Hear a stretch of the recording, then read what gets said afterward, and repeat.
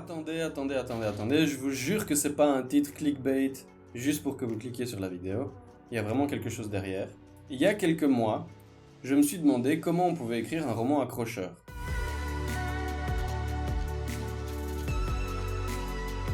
Alors évidemment, j'en avais déjà une petite idée en tête. J'ai aussi parlé avec des collègues romanciers pour voir un peu ce qu'ils avaient à proposer. Et en fait, je me suis rendu compte que dans l'éventail de tout ce qu'on propose comme conseil pour apprendre à écrire un roman accrocheur, il y a énormément de choses qui sont complètement contradictoires. Donc j'essaie de me mettre un peu à votre place, vous qui peut-être commencez l'écriture, ou en tout cas qui ne savez pas comment écrire un roman vraiment accrocheur. Si vous allez voir un peu sur internet ou dans la littérature, vous allez trouver à boire et à manger. Donc qu'est-ce qu'il faut choisir? Qu'est-ce qu'il faut faire? Qu'est-ce qui fonctionne vraiment? Je me suis posé cette question il y a plusieurs mois, et j'ai décidé, pour trancher une bonne fois pour toutes, de faire une expérience. Je vous explique comment j'ai fait ça. En gros, j'ai été sur internet chercher les listes des romans les plus accrocheurs. Des listes en français, des listes en anglais, des listes en espagnol. J'ai tout recoupé, j'ai enlevé évidemment les livres que j'avais déjà lus, et je suis tombé sur une liste de 26 livres qui étaient vraiment cités dans plusieurs sources, réputés comme étant accrocheurs. Alors, je le précise tout de suite, je fais une distinction entre ce que j'appelle un roman accrocheur et un roman captivant. Un roman captivant, pour moi, c'est un roman qu'on n'a plus envie de reposer, mais il peut y avoir un temps d'immersion. Ça veut dire que parfois, il faut arriver à la page 100, et à partir de la page 100, là, vous pouvez plus le reposer, vous avez envie de connaître la suite. Ou la page 150. Mais un roman accrocheur, c'est ça, mais dès le début. Dès le premier chapitre ou les premières pages, vous ne pouvez plus le reposer. Donc pour moi, c'est encore plus difficile à faire. Donc ici, je ne vais pas traiter des romans qui sont vraiment super bien, super captivants, mais seulement après 100 pages, c'est trop long. Donc moi, ce que j'ai fait, c'est que j'ai pris ces 26 romans qui étaient restés dans ma liste, et j'ai lu le début. Alors, j'ai lu le premier chapitre. Si le premier chapitre était vraiment très court, j'ai lu les 2 premiers chapitres. Et s'il était vraiment très long, je m'arrêtais au bout de 20 minutes. C'est ça la limite que je me suis fixée. Si à la fin de ce premier chapitre, j'avais vraiment envie de lire la suite, je classais le roman dans la catégorie roman accrocheur. Si c'était pas le cas, je le mettais dans la catégorie roman supposé accrocheur, mais qui en fait ne l'était pas vraiment. Alors évidemment, vous vous en rendez compte avec ce que je vous explique là, c'est ultra subjectif. Si vous aviez lu les mêmes romans, vous auriez peut-être pas eu les mêmes résultats que moi. Mais voilà, je peux pas faire autrement. Et du coup, grâce à cette fameuse liste et à cette expérience que j'ai faite, j'ai pu en tirer des conclusions, voir les conseils qui effectivement se retrouvaient dans ces romans accrocheurs, et ceux qui au contraire ne s'y retrouvaient pas du tout.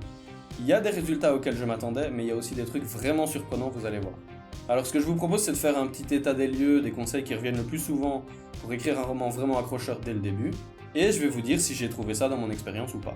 Donc d'abord, un des conseils qui revenait le plus souvent, c'était celui de poser les enjeux le plus vite possible.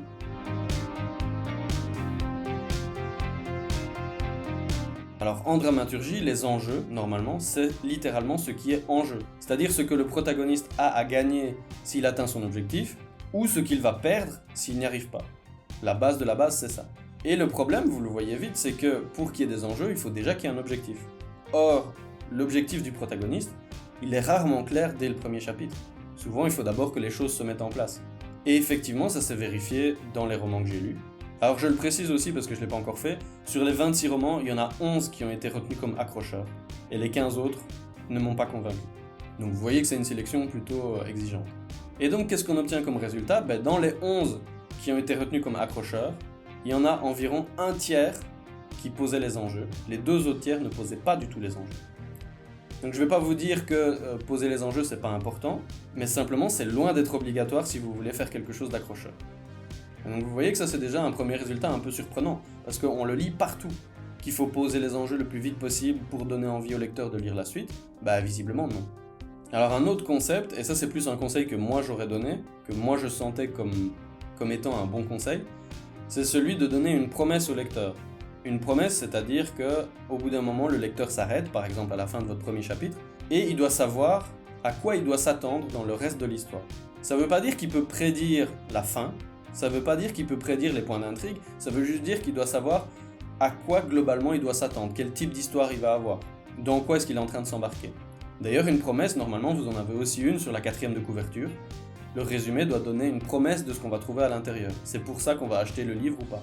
Un premier chapitre, ça devrait faire pareil. C'est-à-dire qu'à la fin du premier chapitre, on devrait pouvoir comprendre de quoi va parler l'histoire, plus ou moins.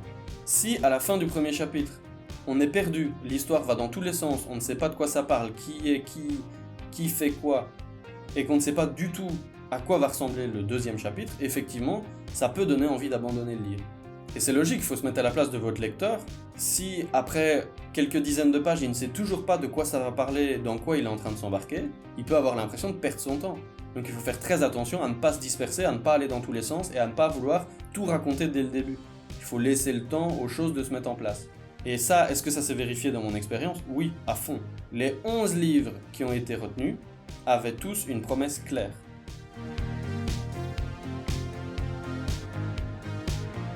Et à l'inverse, les 15 romans qui ont été rejetés, presque tous n'avaient pas de promesse claire. C'est-à-dire qu'à la fin, je ne savais pas de quoi ça parlait, je ne savais pas ce que faisaient les personnages, parfois je ne savais même pas qui était le protagoniste, parce qu'on passait d'un personnage à l'autre très rapidement. Alors j'en profite pour préciser ici que c'est pas nécessairement un problème ce que je dis là, le fait de ne pas avoir de promesse. Il y a des romans qui n'offrent pas une promesse tout de suite. Simplement ici, on est en train de regarder ce qui fait un roman accrocheur. Je ne parle pas de la qualité du roman, peut-être que les romans qui n'ont pas été retenus comme accrocheurs étaient super bons, mais simplement ils n'étaient pas suffisamment accrocheurs. Un autre conseil qui revenait souvent, c'était qu'il fallait lancer l'histoire le plus vite possible.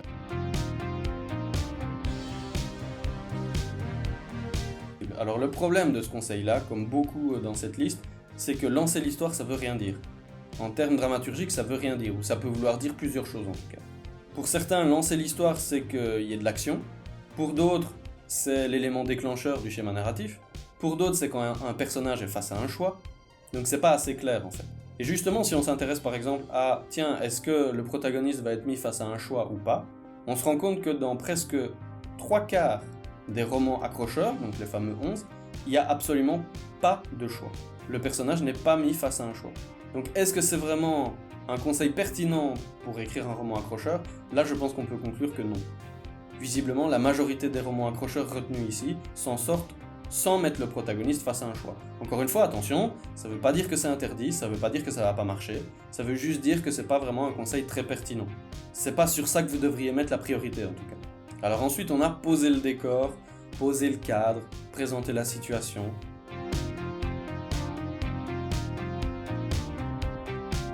Voilà, c'est dit de plusieurs manières. Pour moi, encore une fois, c'est très vague. Qu'est-ce que ça veut dire poser le cadre? Est-ce que c'est présenter les personnages, présenter le lieu de l'histoire, présenter qui est qui fait quoi, les relations, la situation initiale, on ne sait pas. Sachez que moi, dans mon analyse, j'ai vraiment considéré que la moindre exposition de la situation, d'un personnage, du lieu ou quoi, c'était considéré comme poser le décor, donc j'ai été très indulgent. Et malgré ça, il y a quand même plus de la moitié des romans retenus comme accrocheurs qui ne posent absolument pas le décor, c'est-à-dire zéro information sur où ça se passe, zéro information sur qui est qui, qu'est-ce que les personnages font là, quelles sont leurs relations, on ne sait rien. Donc là, je pense que ça remet quand même fameusement en question ce que beaucoup semblent penser. Non, il ne faut pas présenter les choses dès le début pour pouvoir lancer l'histoire ou je sais pas quoi. Dans un roman accrocheur, on a tendance à ne pas présenter au début, à laisser un peu le lecteur dans le flou. Et c'est volontaire, vous allez voir un peu plus loin pourquoi. Je précise aussi, parce que c'est quelque chose que je vois beaucoup chez les débutants, que aucun des romans retenus, j'ai vérifié, ne décrit l'apparence physique de son protagoniste, ou même de aucun autre personnage d'ailleurs. Donc est-ce que c'est vraiment important de nous tartiner une description d'une page sur la carrure, la forme de la mâchoire, la couleur des yeux, des cheveux, etc. dès le début? Si vous voulez un roman accrocheur, la réponse est probablement non. Et tant que j'y suis, un autre truc que j'ai remarqué, l'exposition c'est le fait de révéler des informations au lecteur, si possible sans qu'il s'en rende trop compte, et ça c'était toujours fait par petites touches dans les romans accrocheurs. Jamais on avait un bloc qui coupait le récit et qui nous expliquait tel personnage il fait ça, on est à tel endroit, etc. Voilà, vous faites ce que vous voulez de cette info. Ensuite, on arrive enfin au gros morceau, j'ai gardé le meilleur pour la fin. Un des résultats qui m'a vraiment surpris, c'est le respect ou non du schéma narratif.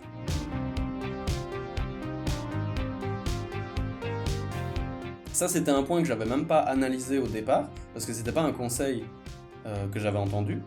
C'était une technique que moi j'utilisais personnellement, mais que j'aurais jamais cru aussi répandue dans les romans dits accrocheurs. Je vous explique.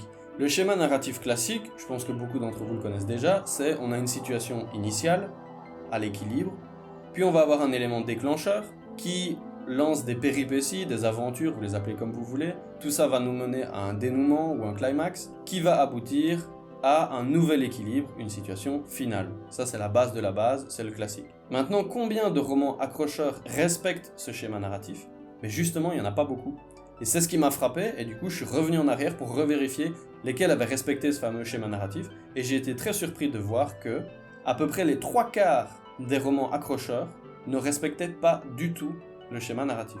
Qu'est-ce que ça veut dire? Ça veut dire qu'en général, ils commençaient juste après l'élément déclencheur, voire déjà un certain moment après l'élément déclencheur. Je vous donne un exemple, c'est un petit peu comme si Harry Potter commençait quand Harry débarque à Poudlard. Et qu'on comprenait tout ce qui s'est passé avant avec les Dursley, avec Hagrid qui vient le voir, etc. a posteriori. Alors je sais que ça doit sûrement faire peur à certains d'entre vous, parce que c'est comme si on travaillait sans filet, mais c'est vraiment quelque chose que j'ai retrouvé beaucoup. C'est une technique que moi j'utilisais personnellement, mais je l'aurais jamais donné comme conseil pour tout le monde. J'aurais dit, si vous voulez, vous pouvez essayer ça, mais c'est pas obligatoire. Or là, visiblement, c'est assez surprenant, mais dans les romans accrocheurs, il y en a beaucoup qui utilisent ça. Donc ils commencent l'histoire quand tout est déjà en marche, et on comprend a posteriori ce qui s'est passé avant. L'énorme avantage de ça, c'est que vous n'avez pas besoin de lancer l'histoire. L'histoire, elle est déjà en marche. Cette référence politique n'était pas intentionnelle, je vous promets, je suis belge, je m'en fous complètement de la République en marche. Donc, tout ça pour dire que ceux qui prennent le temps de présenter tout, parce que il faut absolument que le lecteur sache qui est qui fait quoi, etc., et qui font une longue exposition au début, c'est l'inverse de faire un roman accrocheur, ça. En tout cas, c'est ce que mon expérience suggère. Si vous voulez vraiment faire un roman accrocheur, il va falloir accepter, ou en tout cas tenter, de bouleverser un peu le schéma narratif classique, de jeter votre lecteur en plein milieu de l'histoire, quand elle a déjà commencé, et peut-être de lui faire comprendre ce qui s'est passé avant, progressivement. Donc en gros, dans un roman vraiment accrocheur, une bonne méthode serait de faire les présentations après. D'abord vous lancez l'action, après vous présentez. Ensuite on a le fameux conseil, celui qui revient je pense le plus souvent, qui est d'installer du suspense.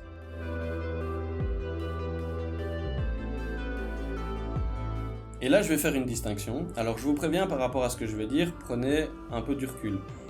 Le suspense n'a pas de définition fixe. Il y a plein de définitions différentes de ce que c'est le suspense. Elles sont toutes valables. Okay, il n'y a aucune définition fixe de ce que c'est. Moi, ici, je vais prendre une définition qui va me permettre de faire une distinction avec un autre concept. Ça ne veut pas dire que c'est ma définition du suspense qui vaut.